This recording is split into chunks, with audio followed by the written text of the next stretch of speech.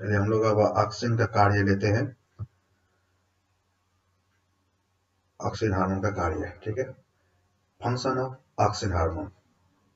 Darwin महोदय जिन्होंने auxin hormone की खोज की थी और बहुत सारे रिसर्च भी किए थे, वे उनके बेटे। तो चलिए अब ऑक्सिन हार्मोन का एक एक करके हम लोग कार्य देख लेते हैं। सबसे पहले देखते हैं ऑक्सिन के दो कार्य, डिवीजन ऑफ सेल और इलंगेशन ऑफ सेल। कोशिका विभाजन और दूसरा देखते हैं कोशिका का आकार और वृद्धि। एक साथ दोनों को देख लेते हैं, ठीक है।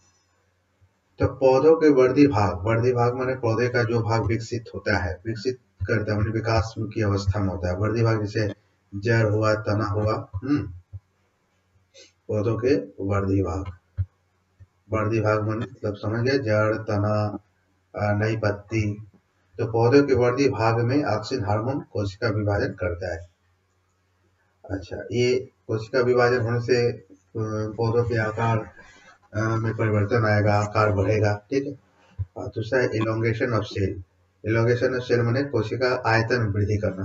अर्थात कहने का मतलब है कि कोशिका का दो तरह से विकास हो सकता है, एक विभाजन होकर के, जो कि यहाँ देखे सेल डिवीजन, और दूसरा देख रहे हैं हम लोग इलोंगेशन ऑफ सेल, मतलब कोशिका का आयतन वृद्धि होता है। अर्थात दो तरह का हुआ, एक विभाजन भी हो सकता है कोशिका का, और कोशिका का आयतन में वृद्धि हो सकता है।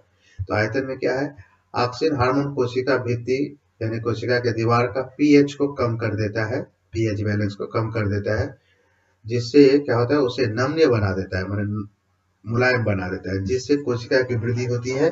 इस क्रिया को एसिड ग्रोथ कहते हैं, याद रखना है तो आपको, एसिड ग्रोथ कहते हैं, क्योंकि एक तरह का हार्मोन जो एसिड का ही काम करता है, तो एसिड ग्रोथ इसे कहा जाता है। ओके, तो हम लोग इसको देखेंगे विभिन्न चित्र के माध्यम से कि कैसे ये दोनों एक साथ घटित होते हैं। ओके, चलिए